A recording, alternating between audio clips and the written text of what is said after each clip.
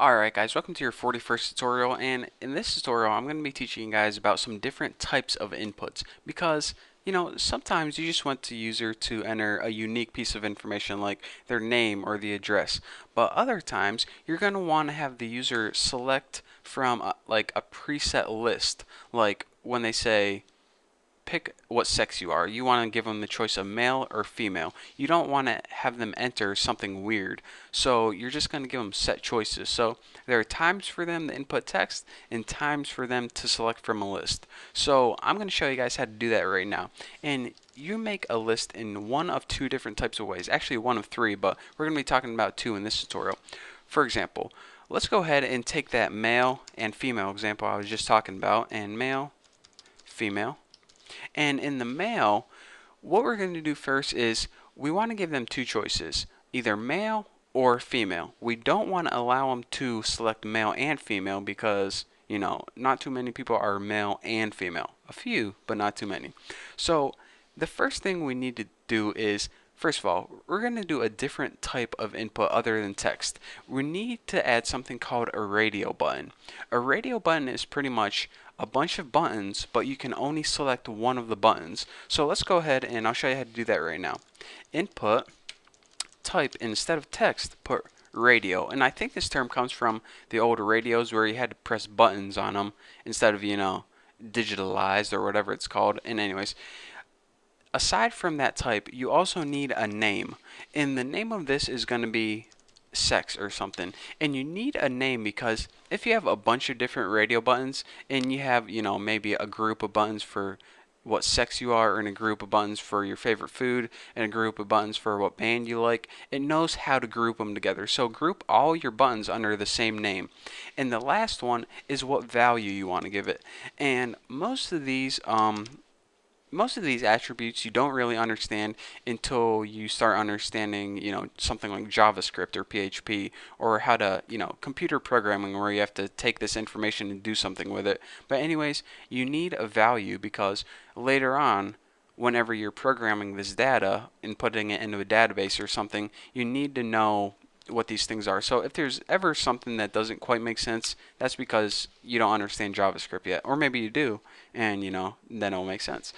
So anyways, this is one button, but let's go ahead and add another button right here. Just go ahead and paste that and give it a different value. All your buttons need to have different values even though they have the same name. Remember that. Same type, same name, different values. That's how they differentiate each other. So let's go ahead and save that and see what we got. We now have two radio buttons, one right here and one right here with the same name. And since they are the same name, our browser knows that they're in the same group. So to group them together, and you can only let the user select one. So when they select this, the other one comes unselected. When they select this, the other one comes unselected. So you're saying that's pretty cool. Now I understand radio buttons. But what if there comes across a scenario where I want to let the user select more than one thing? For example, if you're making like a website selling selling meats online. Yes, meat, like bacon and stuff. Well, you're going to want to allow the user to select more than one thing. So for example, let's go ahead and add a new line, break, and let's go ahead and add a paragraph and insert, mess that up. Okay, now let's go ahead and ask them a question like, select the foods, wow, I can't type today, okay, take a break, deep breath, learn to type, select the foods that you would like to order. And exclamation point because we really want to rub it in their eyes. Alright, so now we're going to give them a huge list of foods, but we don't want to allow them to only select one because how are we ever going to grow our business if we can only sell one food at a time? We want to give them a huge list and give them the option of either selecting none, all of them, or somewhere in between. So in order to do that, we need a different type of input, and this is called a checkbox. A checkbox is pretty much a lot like radio buttons, but you can check as many as you can, either one, all of them, 2, 3, 4, however many. So it doesn't unselect them automatically like a radio button. So let's go ahead and first add some food. Bacon, ham, tuna, and soda pop. Even though soda pop isn't really a food, hey, for this website, I'm selling it. Who the heck cares? So let's go ahead and for the input type, it is, get out of the way, cursor. For the type, it's checkbox.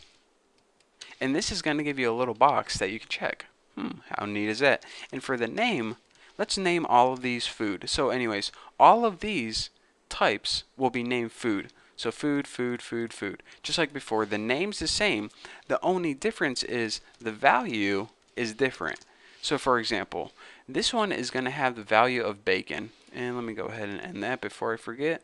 And let's just go ahead and copy this 4 times because I'm way too lazy to type all this out.